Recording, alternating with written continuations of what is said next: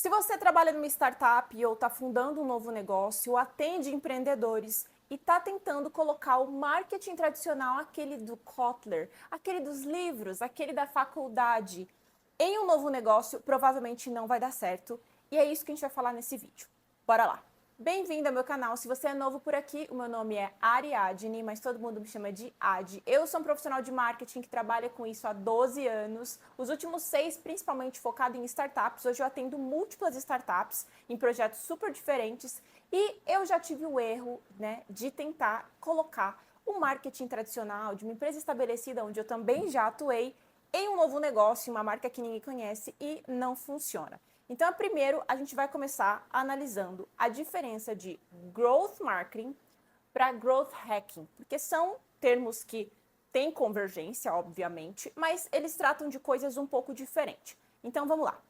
Enquanto o growth marketing ele foca na jornada completa e ele tem muito mais uma visão de médio e longo prazo, porque o marketing não é alguma coisa super assim, a gente precisa construir uma jornada, e linkar isso com aquisição, retenção e monetização.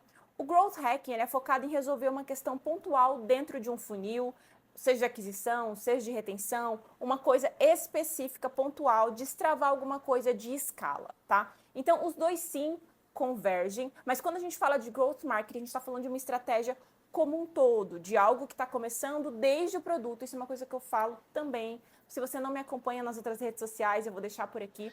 Mas eu sempre falo da importância da gente colocar o marketing lá no produto, E eu não vou entrar aqui nos campos de marketing de produto. Tem um vídeo falando sobre marketing de produto aqui no canal. Eu vou deixar linkado em algum lugar por aqui. Mas é importante que o marketing participe da concepção do produto, porque tudo ali vai impactar o marketing. Então, quando a gente fala de growth marketing, a gente tem 3 âmbitos que a gente precisa olhar. Aquisição, ou seja, a forma como você vai adquirir clientes. Retenção, para você não criar o que eu chamo de um balde furado. Eu coloquei 1000 usuários, se você está no B2B, ou 1000 clientes, mas nenhum recomprou, nenhum continuou usando o seu produto, então você construiu um balde furado.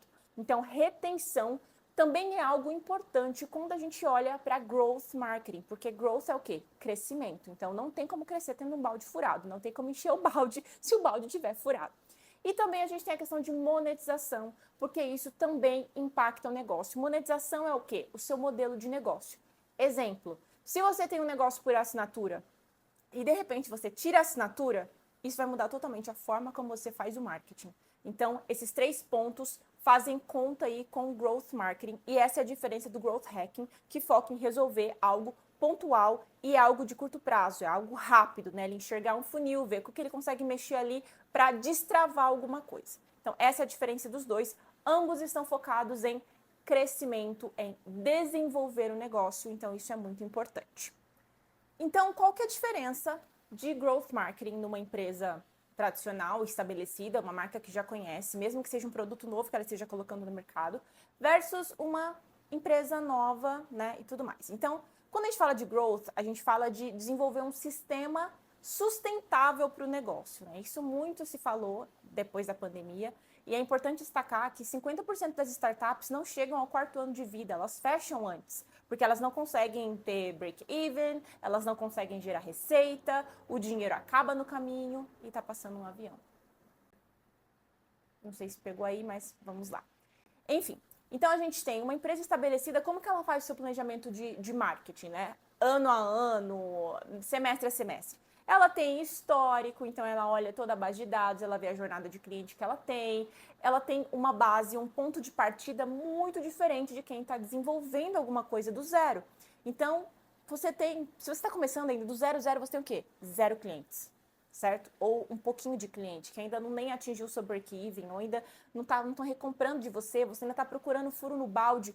Então, tem pontos de partida totalmente diferentes se a gente olha para uma marca estabelecida, que tem histórico, tem dados, consegue provisionar, ou seja, eu fiz tal coisa no passado, a taxa de retorno foi XPTO, vou fazer isso desse ano, eu vou mudar tal coisa, eu vou tentar colocar algo. Então, normalmente, uma empresa estabelecida, uma marca que é conhecida, um produto que tem base, ele tem tudo isso que numa startup, por mais que você já tenha um pouco de cliente, e mesmo que você esteja começando a escalar, você ainda não consegue ter tanta provisão, né? Você não consegue prever com tanta clareza quanto uma marca estabelecida.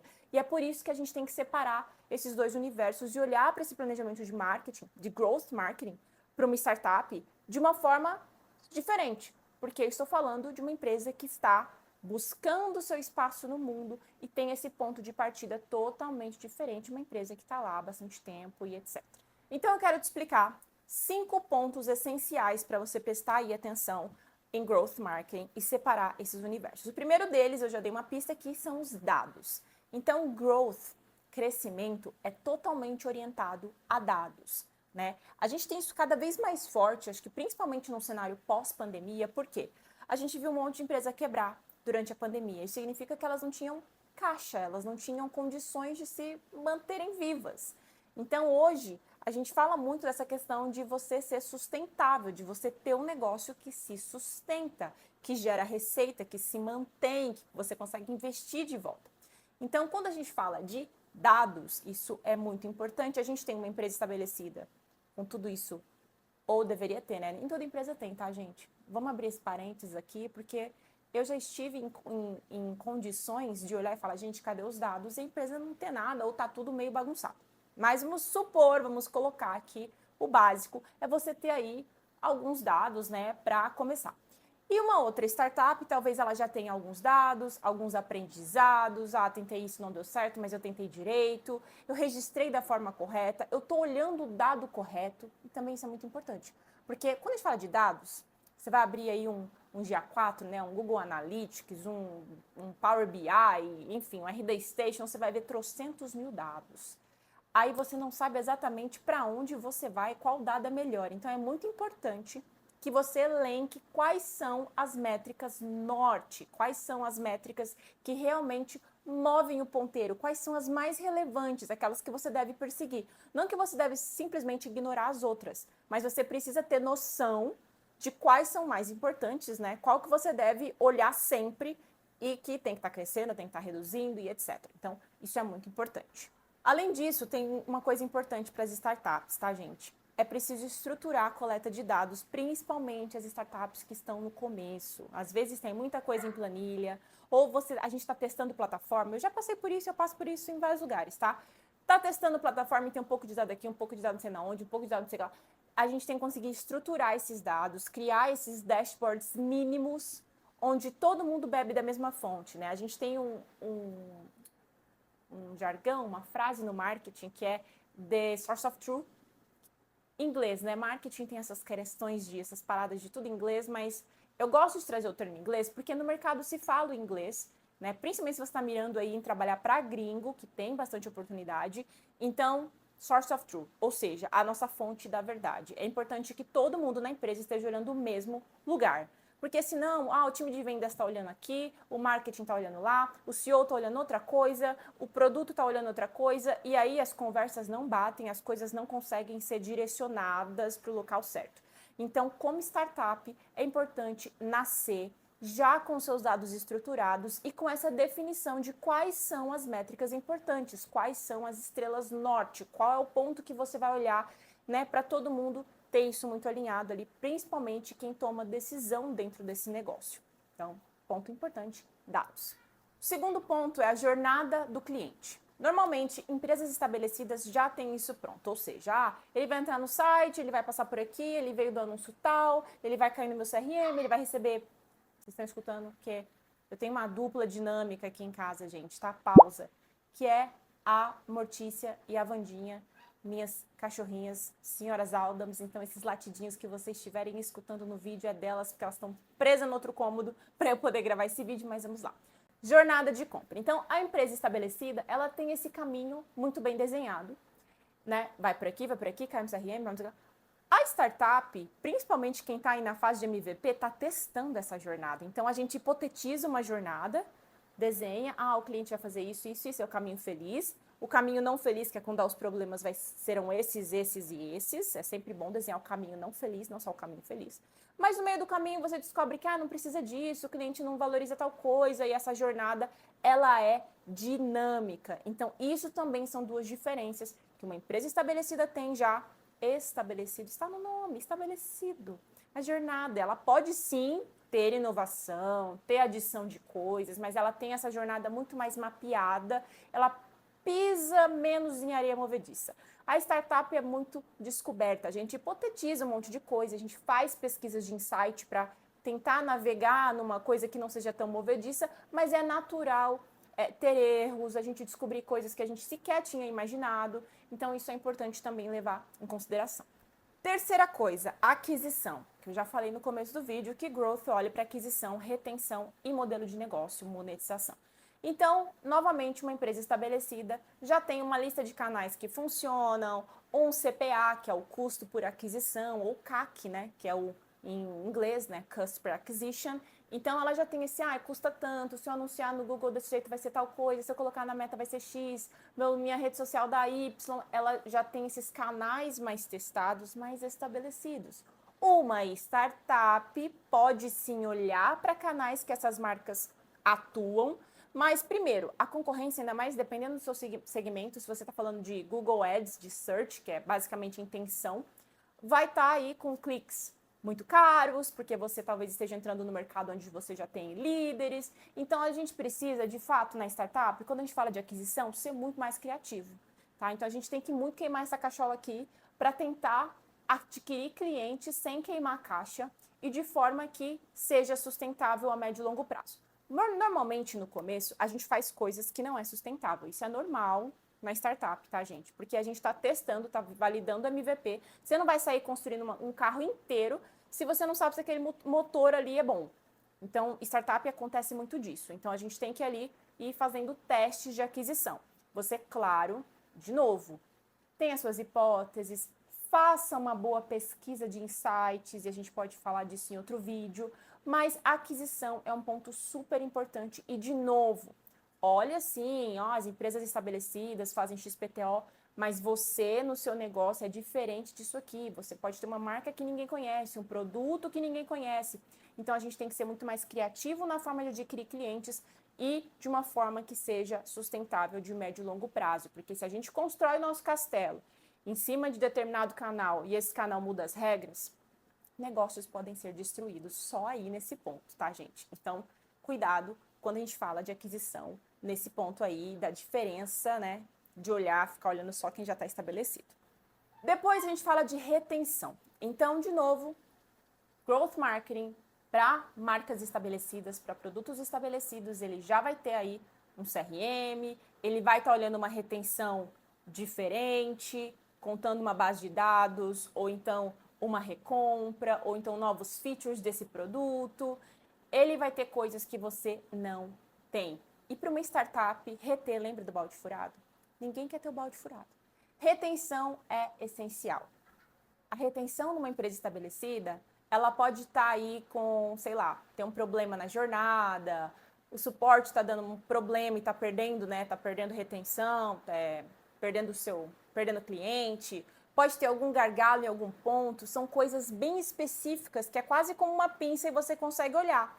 Agora, numa startup pode estar acontecendo um monte de coisa, pode ter, não é o cliente certo, não é o early adopter correto, o produto não está certo ainda, não é assim que nós vamos adquirir cliente, é de outra forma, não é assim que o cliente vai permanecer. A gente fez o produto para ser usado de forma X e o cliente está usando de forma Y, então a retenção ela é como se fosse um emaranhado de coisas que a gente tem que... Sabe quando você pega um fio que está todo enrolado e você tem que puxar e tentar desenrolar o fio? Retenção numa startup, eu acho que é essa a sensação.